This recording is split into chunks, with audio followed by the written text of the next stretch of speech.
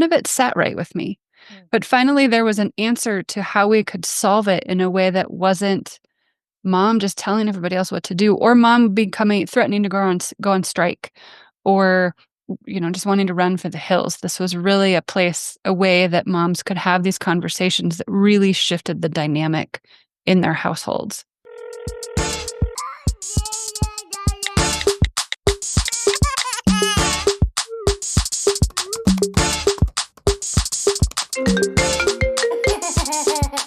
And it's a ticket talking Mazda for the biggest. That's a comma and a comma and a comma. Gotta get it. And it's a ticket talking Mazda for the biggest. That's a comma. Hi, Valerie. Nice to see you again.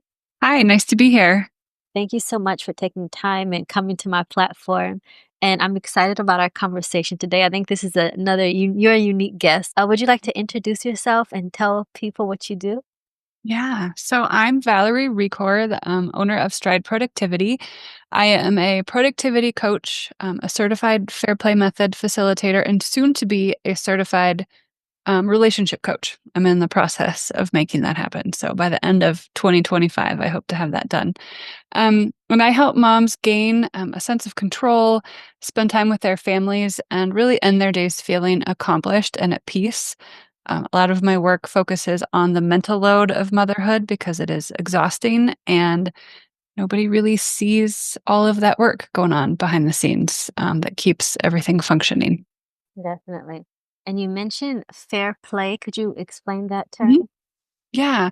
So Fair Play is a book written by a woman named Eve Rodsky. And it just celebrated its 5-year anniversary. So it came out in 2019. And it is a method on how to talk with your family, mostly your partner. Although it can be used if you have roommates, if you're co parenting, you can use it with your kids. The work I do is mostly how moms talk to their partners and or their families about this, but it's how to hold conversations that get you and your partner fighting against the dishes, not about the dishes. How do you manage all of those tasks that are needed to keep a household functioning in a way that it isn't mom being the household manager doing all the things, and then somebody else just emptying the dishwasher?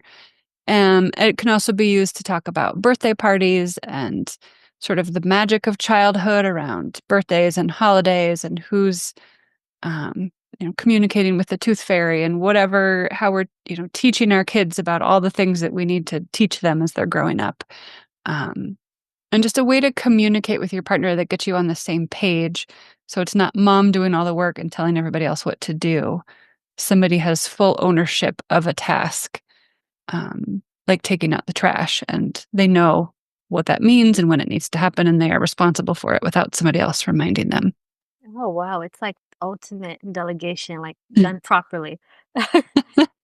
Because I feel like that's so common, like in households where the mom is like the house manager and the Mhm. secretary and the reminder of everything. And so to take off some of those tasks off, that sounds like liberating. It is. That is my goal, is to help moms free up time for them to be able to focus on their own stuff and not be so exhausted and full of resentment about doing all of this other work. And how did you get into this work? Yeah. So I have 2 daughters. They're 9 and almost 12, and when my 12-year-old was born, I was working in corporate training and decided to quit that work and start a professional organizing business, and kind of did that for the next few years and really realized that I enjoyed the productivity side of that more than I liked helping other people organize their closets and pantries. I really enjoyed, I think one of my last in-person clients, it was helping her work on her to-do list and just kind of get her office organized.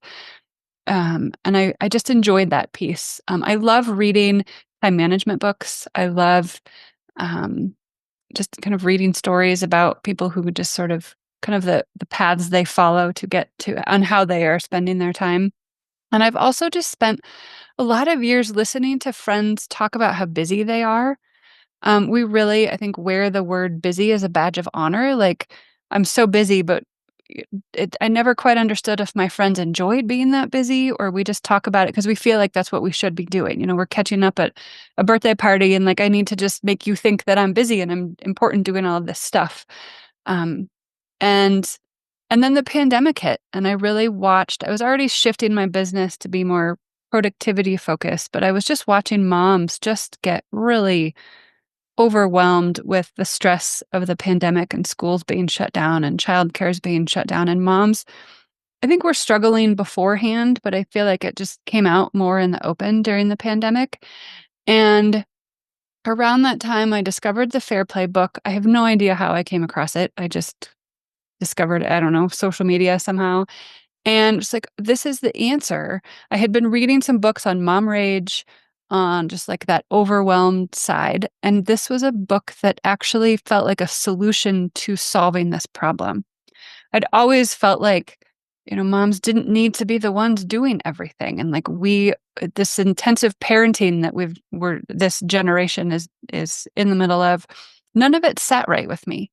But finally, there was an answer to how we could solve it in a way that wasn't mom just telling everybody else what to do, or mom threatening to go on strike, or just wanting to run for the hills. This was really a way that moms could have these conversations that really shifted the dynamic in their households. I would love to see bigger societal shifts, but for me, this is my piece to that puzzle of getting that work done. And then when I learned that they do a certification, I just felt like I needed to go dive into that and just take a deeper look at all this so that I could help spread the word about this method or this tool, because it just resonated with me so much. And it's basically about starting it. So it essentially does that via communication, like communicating effectively. And did this inspire you to also pursue relationship coaching? Because that's also a lot of improving communication between partners, or is that something separate?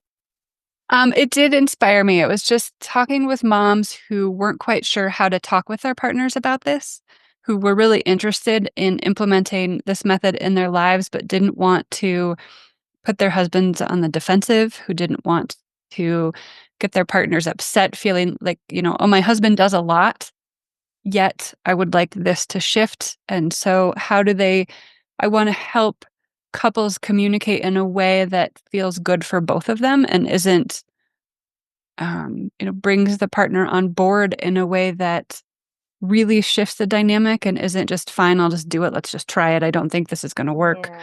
Or, I've had moms are like, well, can I just have my husband read the book? I'm like, you can, but that's not like it's how, like the way that you two communicate about this is the important piece of that. Being able to sit down and talk about how you want birthday parties to look in your family that's a skill that you both need to work on. And I want to be able to help couples get there with that support. Yeah. So that's how that piece came in.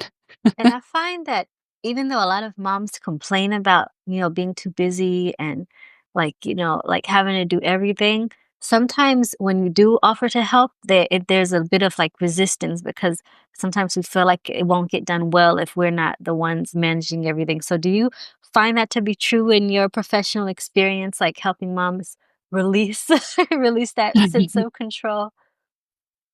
Yeah, that's a really big part of that. I think as women, we have been conditioned that we need to do it all because we need it done a certain way. Like we're going to be judged because, we have friends over for dinner, and if our house isn't perfectly spotless and decluttered and lovely, like we as women are going to be judged for that. Yeah. And that my theory has always been, if you're going to come over and judge me for the state of my house, like we're not really friends. And, do we really need to follow through? It's Right. so I've tried to make it clear to anybody who is hosting my family. And when I host people live in this house, like I will clean it. It's not growing mold, but also like people live here. And so it's going to be lived in. And I fully understand that, like, I need this done a certain way. Like, can we, argue about how the dishwasher is loaded because maybe I can fit more dishes in it than my husband. But then I I will share a story of when I was in college, I had a roommate who would re-clean the bathroom after my other roommate and I had done it because he didn't think that we did it well enough. So I just quit cleaning the bathroom. What's the point? Like, we didn't Right. have a conversation about what a clean bathroom means and the process of how that happened. I was just going to quit doing it. And I've had a friend share with me that he would fight with his wife often about the dishwasher because she would come in, he would load it, but she would come in after him and rearrange everything. It was like, I'm not going to take the time to load the dishwasher if you're going to redo it. We could have a conversation about, like, hey, let's make sure that things don't touch each other because they don't come clean versus, well, I can fit more in than my husband can. But if somebody else is doing it, can we get to a place where, like, somebody else is doing it and that's great. It's one less thing you have to worry about. But there's a lot of work that needs to happen there because we are so conditioned as women that we need things done a certain way because society has taught us that our value is in how those tasks are done. Are we judged for how our kids look when they go to school? If their clothes don't match because they dress themselves, that comes back to mom. Yeah, And that I'm is just happy true. my kids got dressed. And so I want to help moms kind of fight back against that conditioning because it's exhausting to always have to keep up with that. Like, I don't really even care if my kids are wearing weather appropriate clothing. When they were younger, if they got themselves dressed, great, that's fine. Yeah. And it is so funny. It's like always from the woman. I even have to like catch some like if a dad will do something, it can be like the bare minimum, like took the Mhm, son out for a walk or something. And he's not judged if they're like, not dressed appropriately or anything. It's just but mhm, the mom, every little thing you like get moms get so many comments or I know what it comes from, but it's like, yeah, I feel like there needs to be a societal shift that like motherhood doesn't look the same, across the board, and it shouldn't. Like every family has their situation. mhm, mhm. Yeah, there's a lot of double standards in there. Yeah, exactly. Um, Double we standards. couldn't do Yeah. that. Yeah, yeah. And so, what does it look like? You like mothers come to you and they're like, "Okay, I need to." Do they always know what the problem is, or do they just like say, "Okay, I need to be more organized," and then you kind of find what's going on? I'll say peel the layers, and you kind of see Mm. what's going on. What's under? Yeah. 'Cause I really struggle with, the, like, "Well, I just need to be more efficient," or "Let's just really," "I just need to be more organized." And I think as parents, there's just too much that needs to happen in any given day for one person to do it. It's just not gonna happen. Like, we're not gonna ever really get through our to-do lists, and that's okay. Like, I don't share that to make your listeners, now they're just gonna go cry because they're like, "I'm just Ah, never gonna win." Like, my goal is for my clients to really look at what is important to them and their families and focus on those tasks and those activities and learn to let everything else go. And so for me, like, implementing the fair play method, it starts really with what are your values as a family, as an individual, for your work, for your personal life, defining those. And they're probably going to be the same across the board. Mine are the same for both my business and my family life. And then sit down with your family and have that conversation.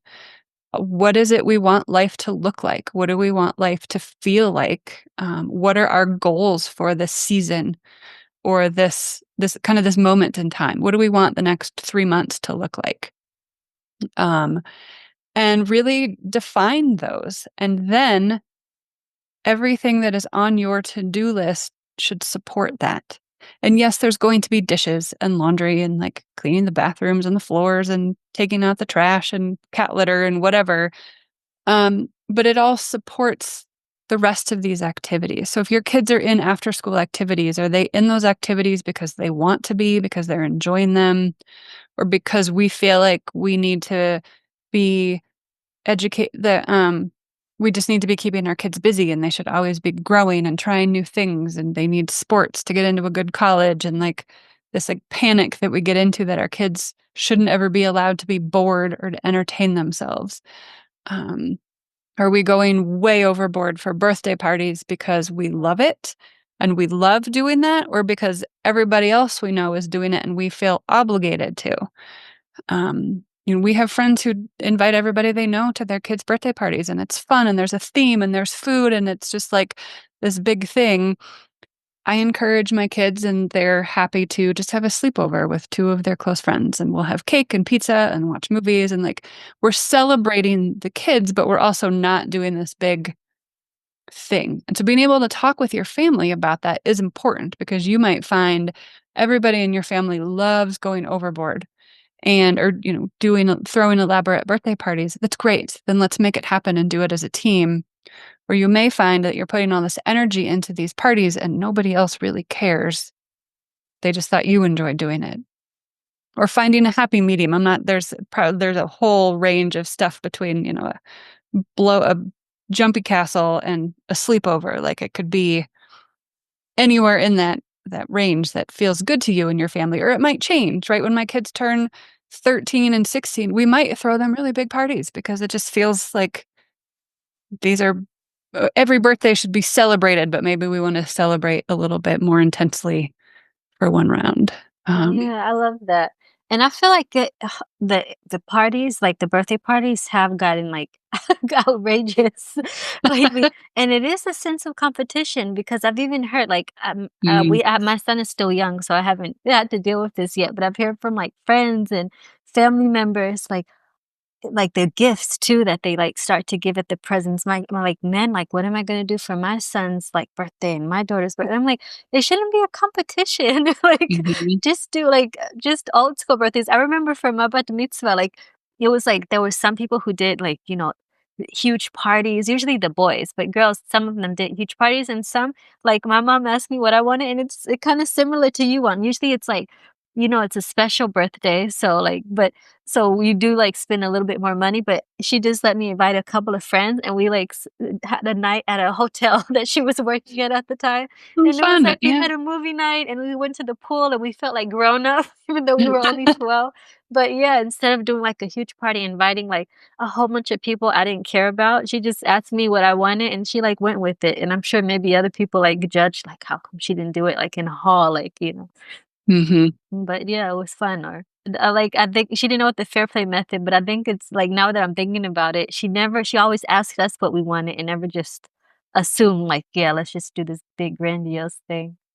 So mhm. Yeah, yeah, I think having those conversations is really important, and you never know what you're gonna hear, right? Like, when we talk to our kids about what they want their summers to look like. It'll be springtime.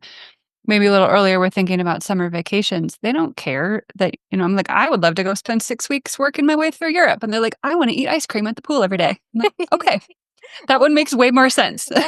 and then sometimes parents get disappointed. I hear them like and I see like memes on social media where they like took their kids to like these amazing trips and everything, and then they ask, Mhm.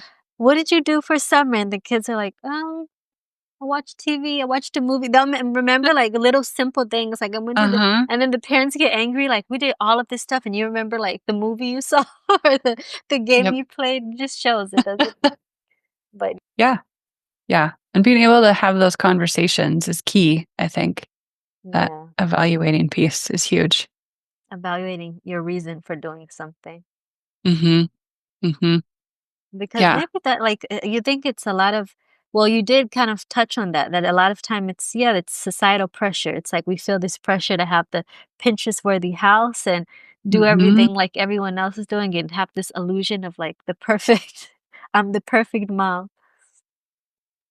Yeah, and it's exhausting. The upkeep of trying to be that perfect mom with a perfect house is a lot of work, and I think it's unnecessary, and if we even have just a few people who decide they're not going to live up to those standards, it gives everybody else permission to do the same thing, and then we get to be the parents that we want to be, and really be in that community with people in a different way that isn't just trying to compete against who has the better jumpy castle at their birthday parties. And were you like you said you were always interested, in, like, productivity and time management, so Are you one of the moms that do have it, like, all together? You have, like, your routines? Because I strive to be like that, and I'm like, "Oh my gosh, this is impossible." Sometimes on social media, I see, like, these moms that have these perfect I wake up at 5:30 and I do this before the kids wake up, and I'm like, "Wow, like, how do they manage?" Mm. So it's possible? You're one of these moms? It's possible, but I mean, I wouldn't say that I'm, like, on top of it. I still have massive to-do lists that occasionally stress me out sometimes. I think it's finding ways to deal with your to-do list that work for you and that might shift over time. I happen to I'm a paper planner person. I cannot go digital with I use Evernote for work, to keep track of business stuff, but for the most part, like, I need things written down. If it's not Yeah, me written too. down in my paper planner, like, it's not gonna happen. I might have, like, a reminder to do stuff, but I have to move it from the reminders app to my written to-do list for it to happen. Um, and I think it's finding a way to really I think someone I was talking with recently, it was just they have, like, this big master to-do list, like, everything they need to do is written on this Mhm. piece of paper, and, like, that's really overwhelming, right?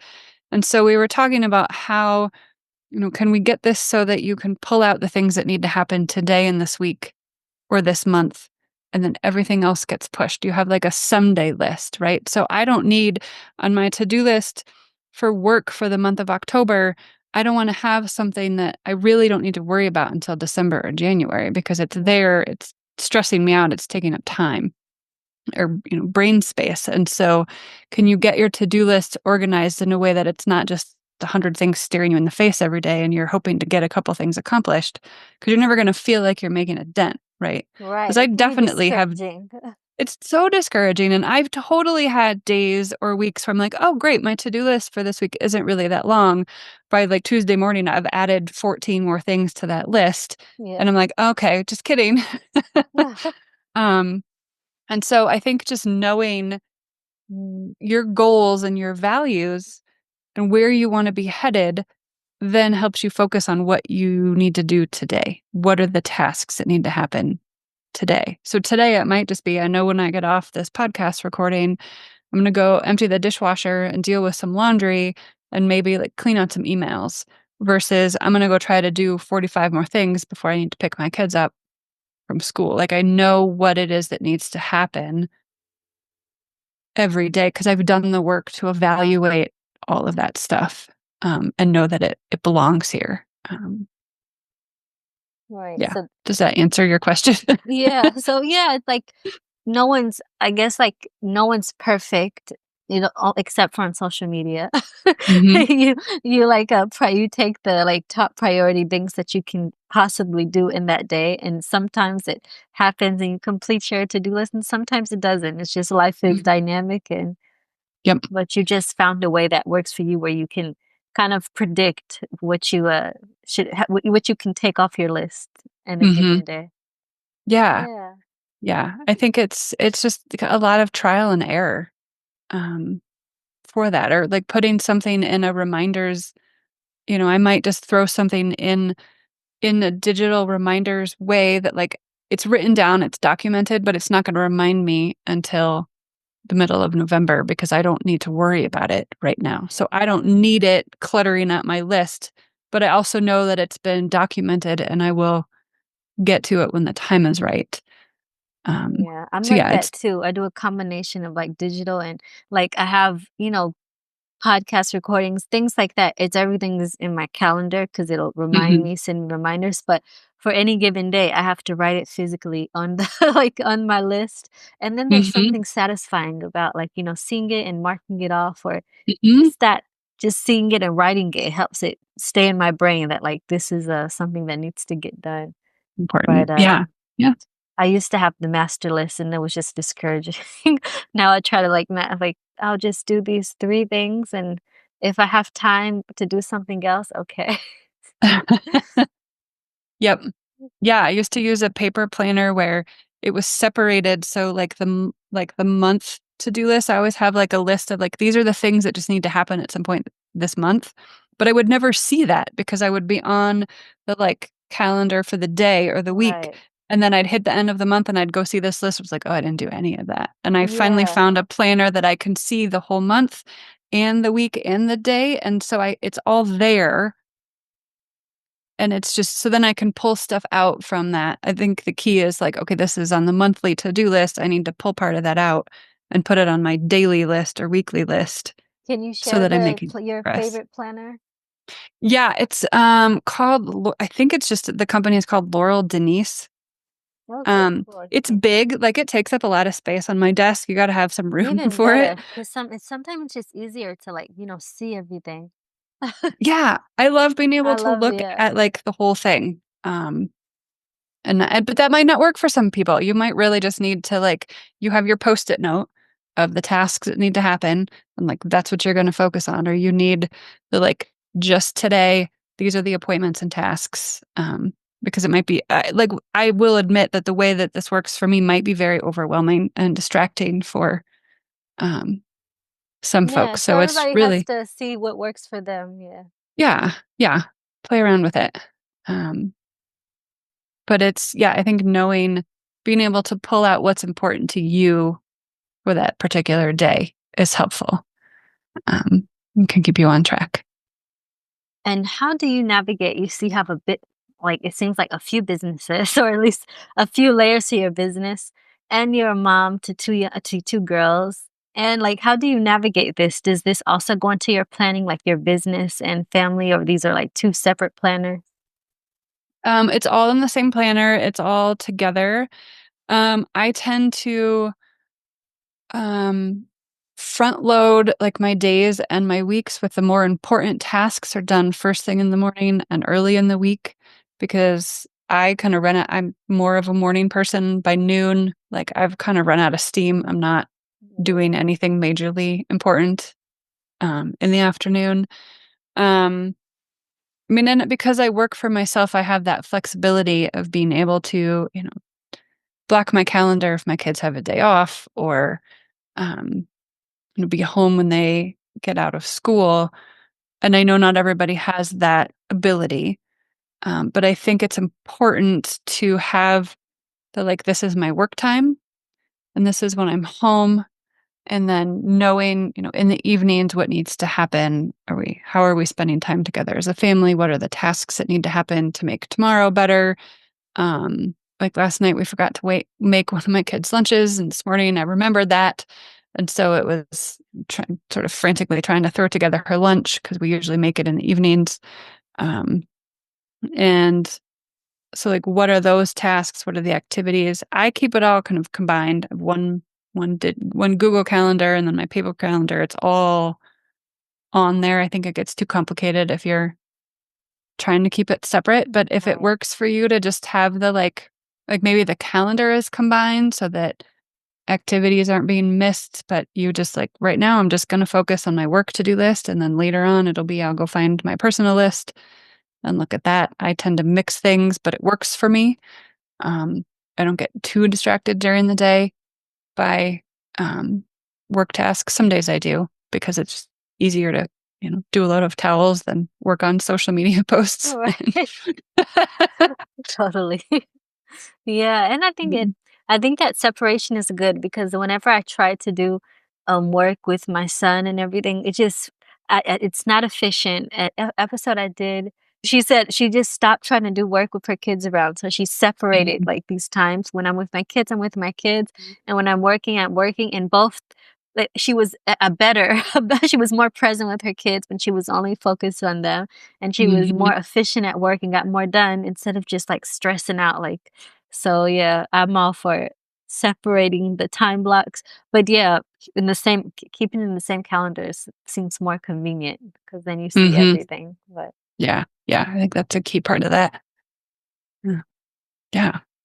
so, what are your top 3 tips that you would give a mom that feels like she's, like, in a mess right now, and she kinda needs a little reset to, like, get her time management together, her I don't know, the chaos in her mind together. What are your top 3 tips to start that process? Yeah. I think the first one is defining your values. and I know that might feel really overwhelming, and maybe your listeners are like cursing at me right now, like, I don't have time to do this. I think take 5 minutes, 10 minutes, and just really think about what's important to you and what are the like big overarching pieces to that. Or think about, what do I want life to feel like right now, if that feels easier? Like, what Yeah, I do was I gonna want say, the what are next example of values? Like people say, I want my house to be like, I don't know, fun or yeah. clear.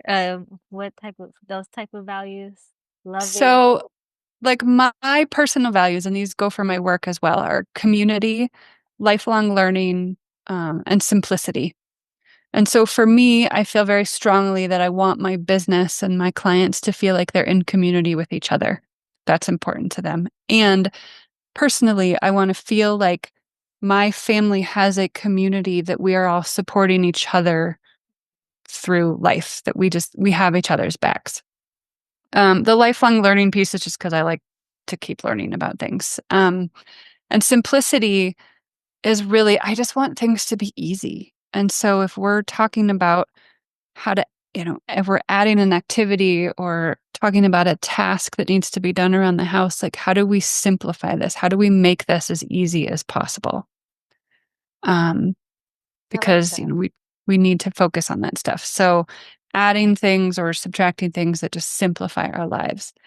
It might just be, hey, we're going into, like, as we're recording this, we're going into the holidays. So what do we want the holidays to look like for our family? What does that look and feel like? And having those conversations. So maybe values is something you just put aside and you're going to deal with later. But what is it we want the next 3 months of life to look and feel like? And then making sure that we're working towards that space. Um, Another piece of that, if all of that just feels too complicated, is tracking your time.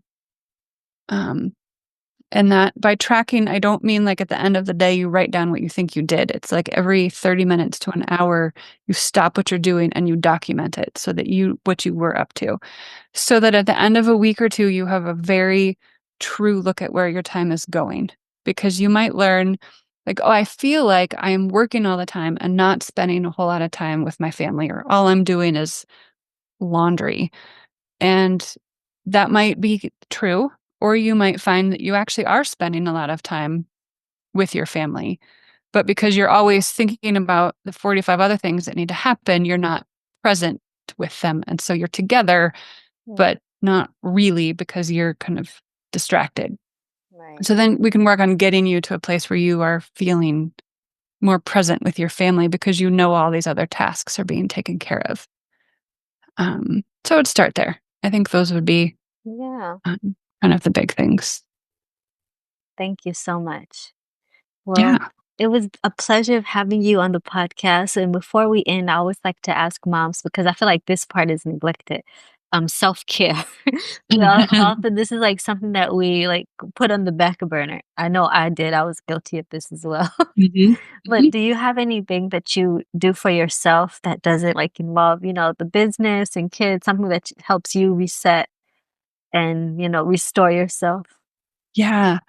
I would love to say that I had some, like, meditation practice or something along those lines, but I Me do too. not. Me Um, too. I'd love to say that too. Maybe I later. have been working on trying to do tapping every day just for, like, a few minutes. I have just Tapping?